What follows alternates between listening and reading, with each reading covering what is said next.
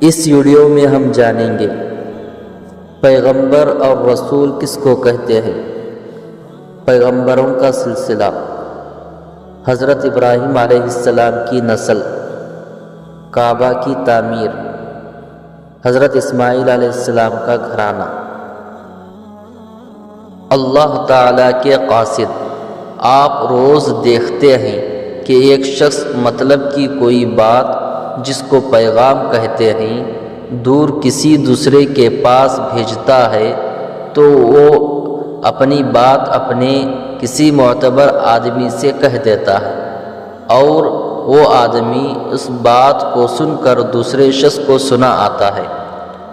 اس معتبر آدمی کو ہم اپنی زبان میں قاصد اور پیغام لے جانے والا، فارسی میں پیغامبر یا پیغمبر اور عربی میں رسول کہتے ہیں۔ ایسے ہی اللہ تعالیٰ نے جب چاہا کہ اپنے بندوں کو اپنے مطلب کی بات اور پیغام سے خبر دے تو اس نے اپنی مہربانی سے اپنے کسی چہیتے اور پیارے بندے کو اس کام کے لیے چنا اور اس کا نام اللہ کا قاصد، اللہ کا پیغام پہنچانے والا اور پیغمبر رکھا۔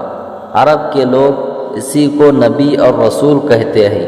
اللہ کے ان قاصدوں اور رسولوں کا کام یہ ہے کہ وہ اللہ کی باتوں کو بندوں تک پہنچاتے ہیں اور ان کو بتاتے ہیں کہ تمہارا رب تم سے کیا چاہتا ہے اور کن باتوں کے کرنے کا تم کو حکم دیتا ہے اور کن باتوں کو وہ ناپسند کرتا ہے۔ جو بندے اس کا کہنا مانتے ہیں ان سے اللہ خوش اور جو نہیں مانتے ان سے وہ ناراض ہوتا ہے۔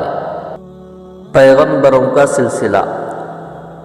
تمہارے رب نے جب یہ دنیا بنائی اور اس میں آدمیوں کو بسانا چاہا تو سب سے پہلے جس آدمی کو اپنی قدرت سے پیدا کیا اس کا نام آدم رکھا۔ انہی آدم علیہ السلام سے یہ سارے آدمی پیدا ہوتے چلے آ رہے ہیں۔ انہی حضرت آدم کے وقت سے اللہ تعالیٰ نے اپنے بندوں کو اچھی باتیں سکھانے اور بری باتوں سے روکنے کے لیے اپنے قاصدوں اور پیغمبروں کا سلسلہ بھی دنیا میں جاری کیا، جو ہمارے پیغمبر حضرت محمد رسول اللہ صلی اللہ علیہ وسلم تک جاری رہا، اور اب آپ کے بعد کوئی دوسرا پیغمبر نہ آیا ہے اور نہ قیامت تک آئے گا۔ سیدنا ابراہیم علیہ السلام کی نسل۔ حضرت آدم علیہ السلام کی اولاد میں مشہور پیغمبر حضرت نوح علیہ السلام گزرے۔ ان کی اولاد میں حضرت ابراہیم علیہ السلام سب سے بڑے پیغمبر ہوئے۔ یہ عراق کے ملک میں پیدا ہوئے اور وہیں بڑے اور جوان ہوئے۔ اس وقت عراق کے لوگ چاند، سورج اور ستاروں کی پوجا کرتے تھے۔ حضرت ابراہیم علیہ السلام نے جب یہ دیکھا تو دل میں غور کیا، کیا یہ ستارے الہ ہو سکتے ہیں؟ لیکن جیسے ہی رات ختم ہو کر صبح کا تڑکا ہونے لگا ستارے جھلملانے لگے اور جب سورج نکلا تو وہ بالکل نگاہوں سے اوجھل ہو گئے۔ یہ دیکھ کر وہ پکار اٹھے کہ ایسی فانی ہستیوں سے تو میں دل نہیں لگاتا۔ پھر رات آئی اور چاند پر نظر پڑی تو خیال کیا کہ شاید اسی کی روشنی میں خدائی کا جلوہ ہو، لیکن جب وہ بھی ڈوب گیا تو بول اٹھے کہ میرے پروردگار نے اگر مجھے راہ نہ دکھائی تو مجھے سچائی کا راستہ کبھی نہ مل سکے گا۔ اب خیال ہوا کہ اچھا سورج کی روشنی تو سب سے بڑھ کر ہے، کیا یہ ہمارا دیوتا نہیں ہو سکتا؟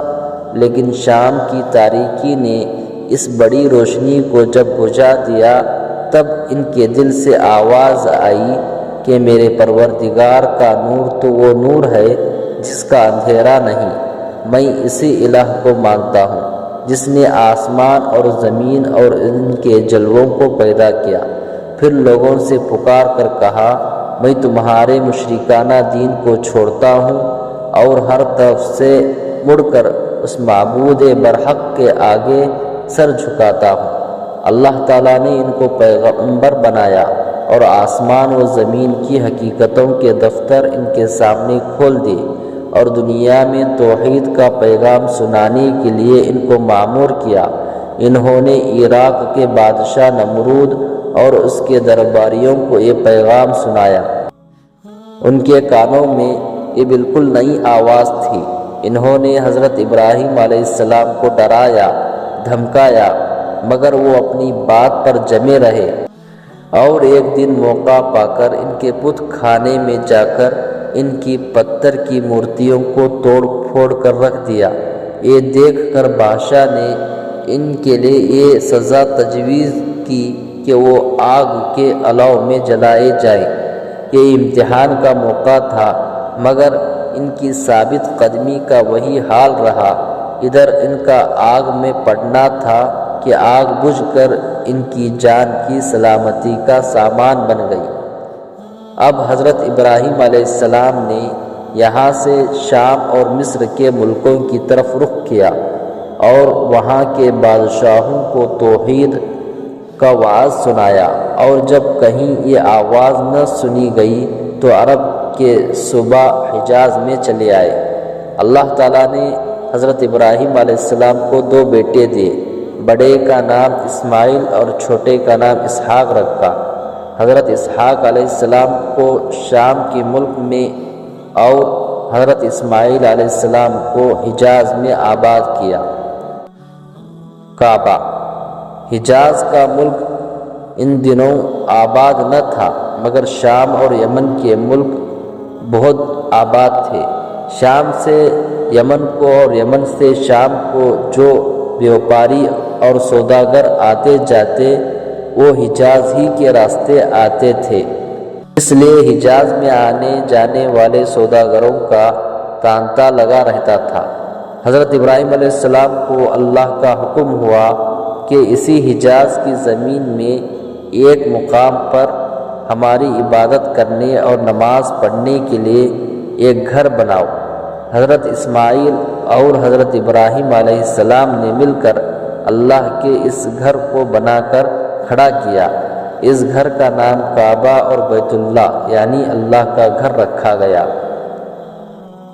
حضرت اسماعیل علیہ السلام کا گھرانہ۔ اللہ تعالیٰ نے اپنے اس گھر کو بزرگی بخشی اور حضرت ابراہیم علیہ السلام کو حکم دیا کہ اس گھر کی خدمت کے لیے اپنے لڑکے اسماعیل کو اس مقام پر آباد کرو۔ حضرت ابراہیم علیہ السلام نے ایسا ہی کیا۔ حضرت اسماعیل علیہ السلام کی اولاد بھی یہیں رہنے لگی اور اس مقام کا نام مکہ رکھا گیا۔ حضرت اسماعیل علیہ السلام کا گھرانہ اس شہر میں جس کا نام مکہ پڑا آباد رہا اور اللہ کا پیغام بندوں کو سناتا رہا اور کعبہ میں اللہ ہی کی عبادت کرتا رہا۔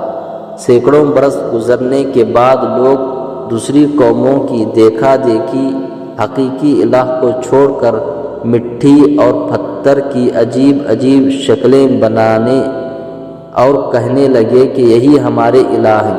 مٹی اور پتھر کی جن عجیب عجیب شکلوں کو وہ الہ سمجھ کر پوجتے تھے ان کو بت کہتے ہیں۔ بتوں کو الہ سمجھنا اور ان کو پوجنا اللہ تعالیٰ کے نزدیک سب سے برا کام ہے، اور جو لوگ اللہ تعالیٰ کو چھوڑ کر بتوں کو پوجتے ہیں ان کو کافر کہتے ہیں۔